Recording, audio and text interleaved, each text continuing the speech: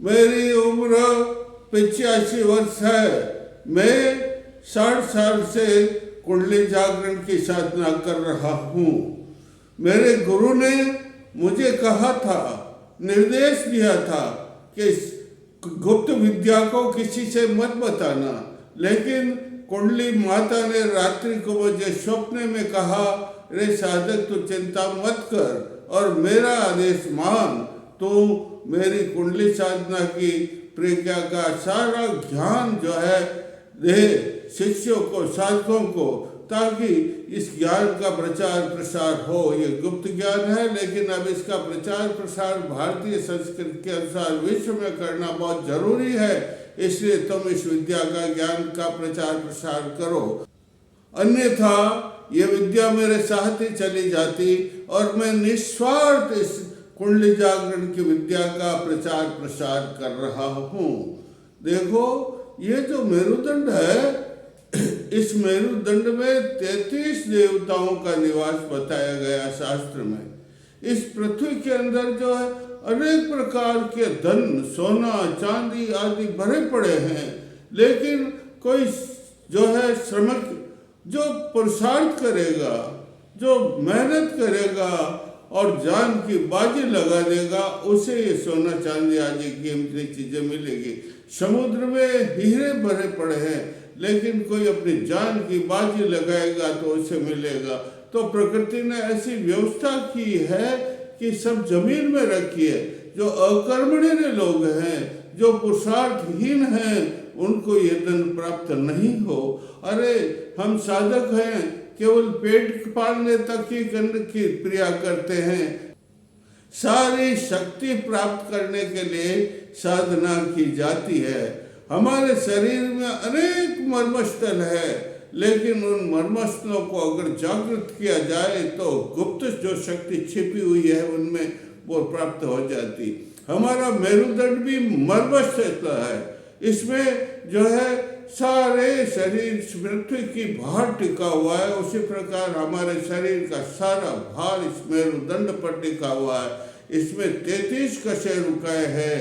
इन 33 कशेरुकाएं मांस की गद्दी के ऊपर जो है टिकी हुई है और इनके छेदों में से अनेक नशे निकलती है। इन 33 कशेरुका में शास्त्रों में लिखा हुआ है 33 देवता निवास करते हैं। कौन से 33 देवता निवास करते हैं? देखो, 8 वसु, 12 आदित्य और 11 रुद्र, 1 इंद्र और 1 प्रजापति। ये 33 देवता हुए भाई। ये 33 जो है विश्व के अंदर 33 ही देवता। इन 33 ही देवताओं में हमें मेरुदंड में स्थित है। देखो, मेरुदंड को सुमेरु भी कहते हैं। अरे सुमेरु पर्वत स्वर्ग ही तो है, सारे देवता उसी में रहते, सारी शक्तियां वहीं पर बसी हुई। ब्राह्मी शक्ति भी वहीं पर है, कुंडली की शक्ति भी वहीं पर है। इसलिए हम जो है ये धनुषाकार है और इसके अंदर गद्दियां, इसलिए इधर उधर घूम सकते हैं। इसके अंदर 3 नाड़ियां।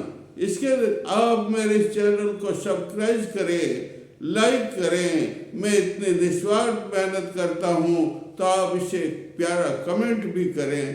तो इसके अंदर जो 3 नाड़ियां, अगर इसको चीरें तो 3 नाड़ियां दिखाई नहीं देती। वो सूक्ष्म शरीर में है, इसलिए दिखाई नहीं देती। कौन सी 3 नाड़ियां?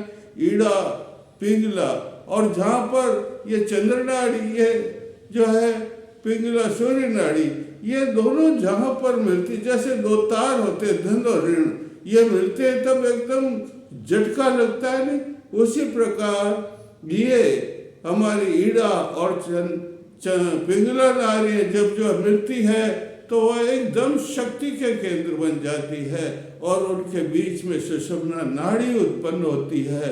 ये सुषुम्ना नाड़ी मूलाधार से लेकर के यहाँ आईब्रो तक है। आगे से 2 चक्र सुषुम्ना नाड़ी चलती रहती है। तो ये जो है ये हमें ध्यान करना चाहिए पूरा। ये जो शक्ति है, अरे भाई कोई आदमी क्या करता है, जिसके पास में बहुत रत्न है, धन है, वो क्या करता है, उसे तिजोरी में बंद कर देता है ना, और तिजोरी में बंद करके गुप्त स्थान में रख लेता है। नहीं, क्यों रखता है कि भाई आक्रमण, चोर चकार वगैरह उसको छीन करके न ले जाए। उसी प्रकार परमात्मा ने हमारे शरीर में धन की ऐसी तिजोरी दी है, कुंडली रूपी धन की ऐसी तिजोरी दी है कि उसमें 6 ताले लगे हुए। कितने? 6 ताले लगे हुए। जब तक इन 6 तालों को 6 चक्र कहते हैं। 6 चक्र कौन कौन से? मूलाधार, स्वादिष्ठान, मणिपुर, अनाहत, विशुद्ध, और ये ज्ञान चक्र, और ये सहस्रार। अंग्रेजी में भी कैसे? Root centre, sacral centre, solar centre, और ये हृदय हार्ट सेंटर, ये देखो थ्रोट सेंटर, ये आईब्रो सेंटर, ये डोर ऑफ लिबरेशन कहलाते हैं। ये 7 चक्र की तिजोरी है भाई, ताला लगा हुआ है इसमें। जब तक ताले को नहीं खोलेंगे तब तक मूलाधार से लेकर के, और जो है ये मेरुदंड में 6 चक्र हैं। 7वां चक्र, 6ठा चक्र ऊपर और 7वां चक्र यहाँ पर है। लेकिन इनमें जो शक्तियाँ लगी हुई है उसमें ताले लगे हुए हैं। जब तक इन तालों को नहीं खोलेंगे तब तक शक्तियाँ, सिद्धियाँ ये हमें प्राप्त नहीं होगी। तो हमें शक्तियाँ, सिद्धियाँ प्राप्त करने के लिए सविता साधना करनी पड़ती है। सविता साधना का मतलब है सूर्य साधना करनी पड़ती है। तो आप स्नान करो तालाब में जाकर के, यहाँ तक आप पानी में खड़े हो जाओ, तांबे के कलश में जल भरो और जल स्नान करो, उसमें डुबकी लगा करके तांबे के कलश में जल भरो और उसको जो सूर्य को अर्पण करो। आप उसकी धारा में देखो, ये शक्ति जागृत होगी। और एक मंत्र है, ये अर्पण करते समय मंत्र भी बोल सकते हैं, राम रेम रोम स सूर्याय नमः, राम रेम रोम स सूर्याय नमः। और इससे जो है शक्ति जागृत, कुंडली शक्ति जागृत। अरे बहुत बड़ा मंत्र है ये सविता का, सूर्य भगवान का बहुत बड़ा मंत्र है और कुंडली जागरण का सबसे बड़ा मंत्र है, जिससे बड़े बड़े मनीषी विद्वान भी जो है सद्बुद्धि को जागरण करके सतचक्रों को भेद करके कुंडली जागरण किया था। ये मंत्र है ओम भूर्भुवः तत्स वितुर्वरेण्यम भर्गो देवस्य धीमहि। देखो वापस बोलता हूँ, ओम भूर्भुवः तत्स वितुर्वरेण्यम भर्गो देवस्य धीमहि धियो यो न प्रचोदयात्। ये मंत्र है भाई। देखो इसमें 6 लोक भी हैं। कौन से? ये पृथ्वी लोक, अंतरिक्ष लोक, ये सूर्य लोक, ये तपलोक आदि सब लोग इसमें है। तो सारी शक्तियाँ जिसे कहते हैं वो इन लोकों में भरी हुई है। इसलिए जो साधक इस मंत्र की साधना करेगा वो तो कुंडली पुरुष बन जाए, अवश्य बनेगा। हमारे जितने ऋषि मुनि हुए हैं वो उन्होंने सब ने इस मंत्र की साधना की, इस मंत्र से कुंडली की जागरण की साधना की है और सिद्ध पुरुष योगी बने हैं, मनुष्य बने हैं और मंत्र दृष्टा बन गए। इसलिए हे साधकों, मैं आपको कहता हूँ इस मंत्र से आप कुंडली की साधना करो। और एक मंत्र बता देता हूँ मैं। अरे भाई, ये सब 9 ग्रह हैं। इन 9 ग्रह का राजा कौन है? इन 9 ग्रह का राजा है सूर्य। कौन है? और सूर्य जब 9 ग्रह लगते हैं, सूर्य की साधना करते तो सूर्य प्रसन्न हो जाता है, तो 9 ग्रह के जो पाप है सब हटा देता है।